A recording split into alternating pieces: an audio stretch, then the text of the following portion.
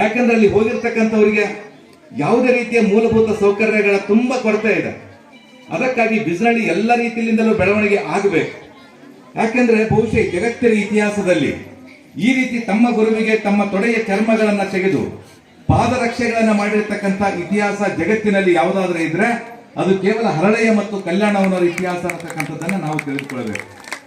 ಅಷ್ಟೇ ಅಲ್ಲ, ಬಹುಶಃ ನಾವೆಲ್ಲರೂ ಬಸವಣ್ಣನವರ ದೃಷ್ಟಿ ಪರುಷ, ನೋಟ ಪರುಷ, ಹಸ್ತ ಪರುಷ ಅಂತ ನಾವೆಲ್ಲರೂ ವಚನಗಳಲ್ಲಿ ಕೇಳುತ್ತೇವೆ. ಅಂತ ಬಸವಣ್ಣನವರು ತಮ್ಮ ಕೈ ಮುಟ್ಟಿರ್ತಕ್ಕಂತಹ ವಸ್ತುಗಳು ಇವತ್ತು ಜಗತ್ತಿನಲ್ಲಿ ಯಾವುದಾದ್ರೂ ಇದ್ರೆ ಅದು ಕೇವಲ ಹರಳಯ್ಯನವರ ಪಾದರಕ್ಷೆಗಳು ಮಾತ್ರ. ಅದಕ್ಕಾಗಿ ನಮಗೆ ಹರಳಯ್ಯನ ಕಲ್ಯಾಣನವರ ಪಾದರಕ್ಷೆ ಇರ್ತಕ್ಕಂಥ ಊರು ಬಿಜ್ನಳ್ಳಿ ನಮಗೆ ಪವಿತ್ರವಾಗಿರ್ತಕ್ಕಂಥ ಕ್ಷೇತ್ರ, ನಮಗೆ ಪ್ರೇರಣೆ ಕೊಡ್ತಕ್ಕಂಥ ಕ್ಷೇತ್ರ, ನಮಗೆ ಭಕ್ತಿಯನ್ನ ಕಲಿಸಿಕೊಡ್ತಕ್ಕಂಥ ಕ್ಷೇತ್ರ, ನಮಗೆ ಒಂದು ರೀತಿಯಲ್ಲಿ ಶಕ್ತಿಯನ್ನ ತುಂಬತಕ್ಕಂಥ ಕ್ಷೇತ್ರ. ಅದಕ್ಕಾಗಿ ನಾವು ಅಲ್ಲಿಂದ ಈ ಪಾದಯಾತ್ರೆಯನ್ನ ಆರಂಭ ಮಾಡಿದ್ದೇವೆ. ಇನ್ನು ಮೇಲೆ ಆ ಬಿಜ್ನಳ್ಳಿ ಅಭಿವೃದ್ಧಿ ಆಗಬೇಕು ಅನ್ನತಕ್ಕಂಥದ್ದು, ಅಲ್ಲಿ ವಸತಿ ಅನುಕೂಲ ಆಗಬೇಕು, ಜೊತೆಗೆ ಬಂದಿರತಕ್ಕಂಥವರಿಗೆ ದಾಸೋಹ ವ್ಯವಸ್ಥೆ ಆಗಬೇಕು. ಇವೆಲ್ಲ ಕನಸುಗಳನ್ನ ಕಟ್ಟಿಕೊಂಡು ಸರ್ಕಾರದ ಗಮನವನ್ನ ಸೆಳೀಬೇಕು, ಸರ್ಕಾರಕ್ಕೆ ಈ ಮೂಲಕ ವಿನಂತಿಯನ್ನ ಮಾಡಿಕೊಳ್ಬೇಕು ಅನ್ನತಕ್ಕಂಥ ಒತ್ತಾಶೆಯನ್ನ ಇಟ್ಟುಕೊಂಡು ನಾವು ಈ ಪಾದಯಾತ್ರೆಯನ್ನ ಆರಂಭ ಮಾಡ್ತಾ ಇದ್ದೇವೆ. ಇದು 15 ದಿವಸಗಳ ಕಾಲ ನಡೆದು ಮಾರ್ಚ್ 1ನೇ ತಾರೀಕಿನ ದಿವಸ ಬಸವ ಕಲ್ಯಾಣದಲ್ಲಿ ಸಮಾರೋಪ ಆಗ್ತದೆ. ಬಹುಶಃ ಅಲ್ಲಿಯೂ ಸಹಿತ ಒಂದು ನಮ್ಮೆಲ್ಲರ ಒಂದು ಸಂಕಲ್ಪ ಇದೆ. ಮೊಟ್ಟ ಮೊದಲನೇದಾಗಿ 770 ಜನ ಅಮರಗಣಗಳು ಅಲ್ಲಿ ಇದ್ರು ಅಂತ ಹೇಳ್ತಾರೆ. ಬಹುಶಃ ಅದಕ್ಕೊಂದು ದೊಡ್ಡ ಇತಿಹಾಸ ಇದೆ ಜಗತ್ತಿನ ಇತಿಹಾಸದಲ್ಲಿ.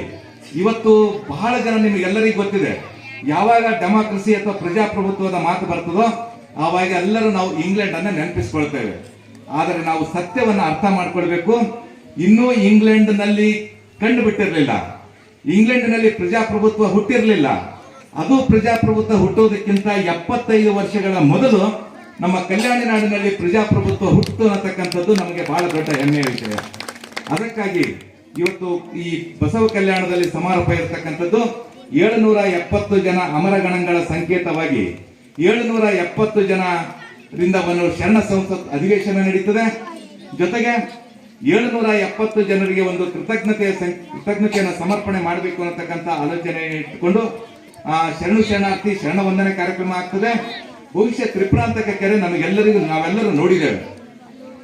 ತ್ರಿಪುರಾಂತಕ ಕೆರೆ ಎಲ್ಲ ಹಲವಾರು ಶರಣರು, ಅಂಬಿಗಾರ ಚೌಡಯ್ಯನವರು, ನೂಲಿಯ ಚಂದಯ್ಯನವರು ಎಲ್ಲರೂ ಕಾಯಕ ಮಾಡಿರ್ತಕ್ಕಂಥ ಆ ಪವಿತ್ರ ಭೂಮಿ ಆ ತ್ರಿಪುರಾಂತಕ ಕೆರೆ. ಅದಕ್ಕಾಗಿ ಆ ತ್ರಿಪುರಾಂತಕ ಕೆರೆ ಸಹಿತ ಇನ್ನೂ ಸಹಿತ ಅಭಿವೃದ್ಧಿ ಆಗಬೇಕು ಅನ್ನತಕ್ಕಂಥದ್ದು ಎಲ್ಲ ಬಸವ ಭಕ್ತರ ಆಶೆ ಇದೆ. ಸುತ್ತಲೂ ಬಸವಾದಿ ಶರಣರ ಮೂರ್ತಿಗಳ ಪ್ರತಿಷ್ಠಾಪನೆ ಆಗಬೇಕು. ಇದರ ಜೊತೆಗೆ ಎಲ್ಲಕ್ಕೂ ಮುಖ್ಯವಾಗಿರ್ತಕ್ಕಂಥ ನಮ್ಮೆಲ್ಲರ ಕನಸು ಏನು ಅಂತಂದ್ರೆ, ಸ್ವರ್ಣ ಮಂದಿರ ಯಾವ ರೀತಿ ಕೆರೆಯ ಮಧ್ಯದಲ್ಲಿ ಇದೆನೋ ಅದೇ ರೀತಿ ಇವತ್ತು ಆ ತ್ರಿಪುರಾಂತಕ ಕೆರೆಯ ಮಧ್ಯದಲ್ಲಿ ಭವ್ಯವಾಗಿರ್ತಕ್ಕಂತಹ ಒಂದು ವಚನ ಮಂಟಪ ನಿರ್ಮಾಣ ಆಗಿ ಅಲ್ಲಿ ದಿನದ 24 ತಾಸು ಸಹಿತ ವಚನಗಳ ಪಠಣ ಆಗಬೇಕು ಅನ್ನತಕ್ಕಂಥದ್ದು ನಮ್ಮ ಆಶೆ ಇರತಕ್ಕಂಥದ್ದು. ಅದಕ್ಕಾಗಿ ಎಲ್ಲ ಆಶಯಗಳನ್ನು ಇಟ್ಟುಕೊಂಡು ನಾವು ಈ ಯಾತ್ರೆಯನ್ನ ಆರಂಭ ಮಾಡಿದ್ದೇವೆ. ಬಹುಶಃ ಇದಕ್ಕೆ ತಮ್ಮೆಲ್ಲರ ತುಂಬಾ ಸಹಕಾರ ಇದೆ. ಕೆಲವೊಂದು ಸಲ ಏನಾಗ್ತದೆ ಅಂತಂದ್ರೆ, ಇವೆಲ್ಲ ಆಶಯಗಳು ಎಲ್ಲಿಡಿರ್ತಾವ್ರಿ ಅನ್ನತಕ್ಕಂಥ ಕೆಲವೊಂದು ಸಲ ನೆಗೆಟಿವ್ ಮಾತುಗಳು ಸಹಿತ ಬರ್ತವೆ. ಆದರೆ ಒಂದು ಸತ್ಯವಾಗಿರ್ತಕ್ಕಂಥ ಮಾತನ್ನ ತಮ್ಮ ಗಮನಕ್ಕೆ ತರಲಿಕ್ಕೆ ಇಷ್ಟಪಡ್ತೇನೆ.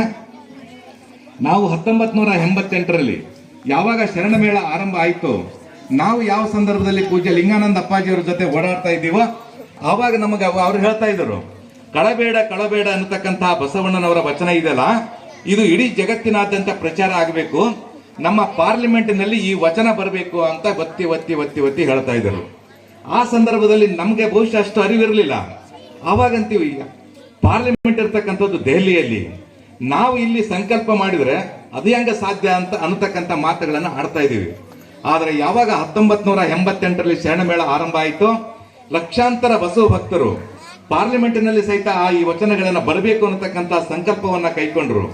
ಆದರೆ ಪೂಜ್ಯ ಲಿಂಗಾನಂದ ಅಪ್ಪಾಜಿಯವರು ಹೋಗಿ ಹೇಳಿರ್ತಕ್ಕಂಥ ಸುಮಾರು 30 ವರ್ಷಗಳ ನಂತರ ಯಾವಾಗ ಭಾರತದಲ್ಲಿ ಹೊಸ ಪಾರ್ಲಿಮೆಂಟ್ ಆಯಿತು, ಆ ಸಂದರ್ಭದಲ್ಲಿ ಇವತ್ತು ಕಳಬೇಡ ಕೊಳಬೇಡ ವಚನ ಇವತ್ತು ಆ ಪಾರ್ಲಿಮೆಂಟಿನಲ್ಲಿ ಬಂದಿರತಕ್ಕಂಥದ್ದನ್ನ ನಾವು ನೋಡ್ತಾ ಇದ್ದೇವೆ. ಇದೆಲ್ಲವನ್ನು ಅಂತಂದ್ರೆ ಯಾರು ಸ್ವಚ್ಛ ಮನಸ್ಸಿನಿಂದ, ಶುದ್ಧವಾಗಿರತಕ್ಕಂಥ ಮನಸ್ಸಿನಿಂದ ನಾವು ಸಂಕಲ್ಪವನ್ನ ಕೈಗೊಳ್ತೇವೋ ಆ ಎಲ್ಲ ಸಂಕಲ್ಪಗಳು ಈಡೇರ್ತವೆ ಅನ್ನತಕ್ಕಂಥ ಭರವಸೆ, ನಂಬಿಕೆ ನಮಗಿದೆ. ಅದಕ್ಕಾಗಿ ಎಲ್ಲ ಆಶಯಗಳನ್ನ ಇಟ್ಟುಕೊಂಡು ಈ ಕಲ್ಯಾಣ ನಡಿಗೆ ಆರಂಭವಾಗಿದೆ. ಅದಕ್ಕಾಗಿ ನಾನು ನಿಮ್ಮಲ್ಲಿ ವಿನಂತಿ ಮಾಡಿಕೊಳ್ತಕ್ಕಂಥದ್ದು, ಮಾರ್ಚ್ 1ನೇ ತಾರೀಕಿನ ದಿವಸ ನಡೀತಕ್ಕಂತಹ ಸಮಾರೋಪದಲ್ಲಿ ಒಂದು ದಿವಸ ತಮ್ಮ ಅಮೂಲ್ಯವಾಗಿರ್ತಕ್ಕಂತಹ ಸಮಯ, ಬಹುಶಃ ಅವತ್ತೆಲ್ಲರೂ ನಿಮ್ಮ ನಿಮ್ಮ ಮೊಬೈಲ್ಗಳಿಗೆ ಸ್ವಲ್ಪ ರಜೆ ಕೊಟ್ಟು ತಮ್ಮ ಸಂಪೂರ್ಣವಾಗಿರ್ತಕ್ಕಂತಹ ಸಮಯವನ್ನ ಅದಕ್ಕಾಗಿ ಮೀಸಲಿಟ್ಟು ಆ ಕಾರ್ಯಕ್ರಮದಲ್ಲಿ ಬಂದು ಒಂದು ಹೊಸ ಸಂಕಲ್ಪವನ್ನ ಕೈಕೊಂಡು ಒಂದು ಹೊಸ ಸಂಕಲ್ಪದೊಂದಿಗೆ ಕಾರ್ಯಕ್ರಮ ಮಾಡತಕ್ಕಂತ ಒಂದು ಸಂಕಲ್ಪವನ್ನ ನಾವು ನೀವು ಕೈಗೊಳ್ಳೋಣ. ಶರಣ ಸಂಸ್ಕೃತಿಯನ್ನ ಜನಮನದಲ್ಲಿ ಬಿಟ್ಟಿರ್ತಕ್ಕಂಥ ಇನ್ನೂ ಈ ವೇಗವನ್ನ ಹೆಚ್ಚು ಮಾಡೋಣ.